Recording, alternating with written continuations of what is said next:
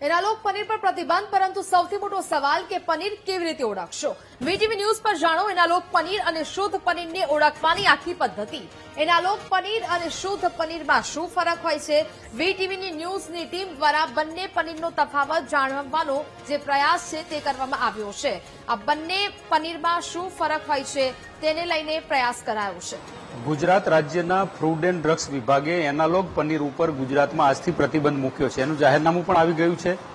લોકોને એ સમજ નથી પડતી કે એનાલોગ પનીર કયું અને ઓરિજિનલ પનીર કયું. અમે અત્યારે ખેતેશ્વર રેસ્ટોરન્ટમાં આવ્યા છીએ. અહીંયા આપ જોઈ રહ્યા છો, નાગરિકો છે જમવા માટે પણ આવી રહ્યા છે. પનીરનું સબ્જી લોકો ખાય છે, પરંતુ ખરેખર પનીર એનાલોગ પનીર કયું અને કુદરતી પનીર કયું એ ચેક કરવા માટે અમે પહોંચ્યા છીએ અને લોકો દર્શકોને સમજાવીશું કે કયા પ્રકારનું પનીરનો ઉપયોગ કરવો જોઈએ. આપણે જોઈ રહ્યા છો નેચરલ એટલે કે ગાય ભેંસના દૂધમાંથી બનાવેલું આ પનીર છે અને એ પનીર અત્યારે અહીંયા આપને જોવા મળી રહ્યું છે. એનાલોગ પનીર ફેક્ટરીઓમાં બનતું પનીર છે અને આ પનીર જે ગાય ને ભેંસના દૂધમાંથી બનાવેલું પનીર છે. આપ જોઈ રહ્યા છો એના ચિપ્સ આ રીતે પડે અને પનીર છે એ ઝીણા ઝીણા દાણામાં થઈ જાય એ ઓરિજિનલ પનીર છે. ચિંગમ અથવા તો રબરની જેમ ચોટી રહે એ પનીર છે એનાલોગ પનીર માનવામાં આવે છે. આપણે સંચાલક સાથે જ વાત કરીએ. શું કહો છો કયા પ્રકારે પનીર બને છે? લોકો કેવી રીતે પનીરને ઓળખી છે?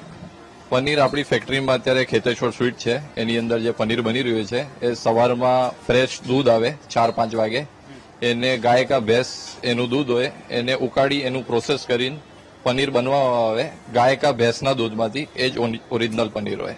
સામાન્ય નાગરિક જયારે જમવા આવે છે ત્યારે કેવી રીતે ઓળખી શકે કે આ પનીર ઓરિજિનલ? પનીર સોફ્ટ હોય, એમાં ચિંગમ જેવું કે ઇલાસ્ટિક મટીરિયલ ના હોય એની અંદર. એ સિવાયનું બધું પનીર ઓરિજિનલ રીતનું હોય છે. ઓરિજિનલ પનીરને ઓળખવા માટે આપણે જોઈ રહ્યા છો પનીરનું સબ્જી બનાવવામાં આવ્યું છે. સબ્જીની અંદર પણ જે રીતે પનીરના ટુકડા છે એ આ રીતે વાપરવામાં આવે છે.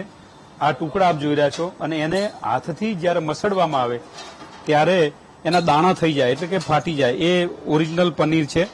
આ પનીરને ખાવું એ આરોગ્ય માટે પણ સારું છે, પરંતુ જે રીતે એનાલોગ પનીર વપરાય છે એને ઓળખવા માટે એકમાત્ર આ પ્રકાર છે કે સબ્જીમાં વપરાતું પનીર પણ એકવાર હાથથી મસળી જુઓ અને આવી રીતે જે દાણા બની જાય તો એ પનીરને ઓરિજિનલ પનીર માનવામાં આવે છે. ગાય કે ભેંસના દૂધમાંથી એ દૂધ ફાડી ગરમ કરી અને બનાવવામાં આવેલું પનીર છે એ ઓરિજિનલ પનીર માનવામાં આવે છે. એટલે ગ્રાહકોએ જ્યારે પણ જમવા જાઓ ત્યારે એકવાર પનીરનો ટુકડો લઈ અને આવી રીતે હાથથી ચેક કરી લેવું જોઈએ. કેમેરામેન કિશોર ક્ષીરસાગર સાથે માનુ ચાવડા, વીટીવી ન્યૂઝ, વડોદરા.